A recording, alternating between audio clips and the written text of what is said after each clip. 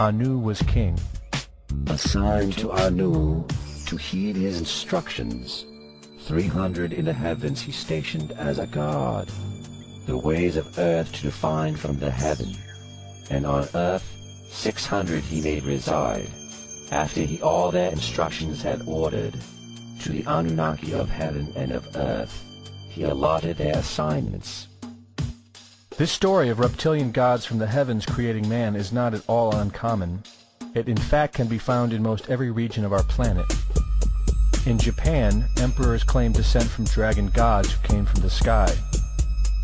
Australian Aborigines teach of a reptilian race which lives underneath the earth and governs over men. They believe they are descendants of a race of dragon humans. China teaches the serpent queen Nukua interbred with man. India calls these reptilian gods Nagas and claim they seeded their royal families. Throughout the Middle East it is believed a serpent race created man. The book of Genesis tells of giants who came from the heavens to breed with the daughters of man. They are called the Nephilim. In Africa they call them Chitauri, children of the serpent. The royal kings of Africa claim descent from serpent gods who came from the sky. In South America, the Mayans teach that their ancestors were the people of the serpent. The Aztecs were said to be created by a serpent woman. In America, the Hopi Indians believe sky gods came to earth to breed with their women and refer to them as their snake brothers.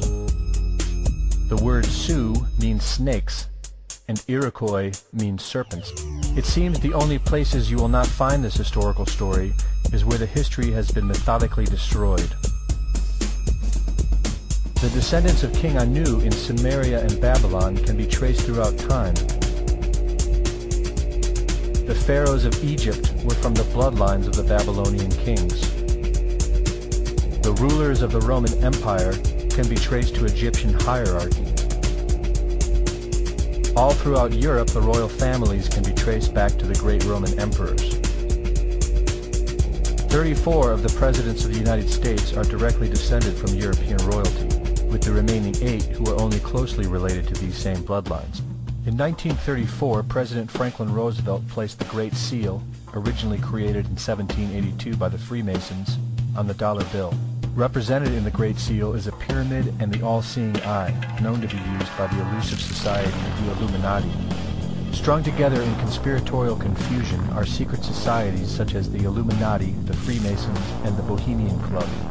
In 1917, National Geographic did a story on a place in Montreal, California called Bohemain Grove. The story reports a place where the world's elite, members of the Bohemian Club, retreat to in late July and conduct an ancient occult ceremony called the cremation of care.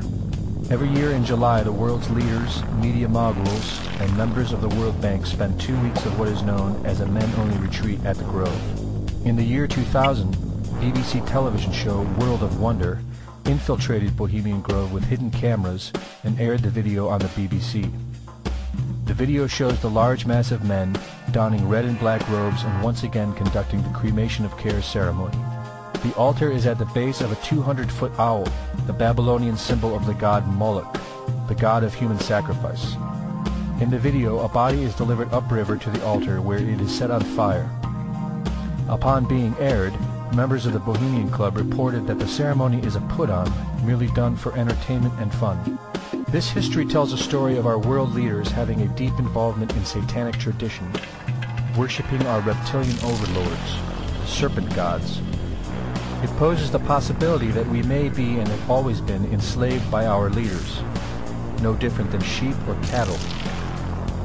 There is an endless amount of information out there which supports this, but don't take my word for it.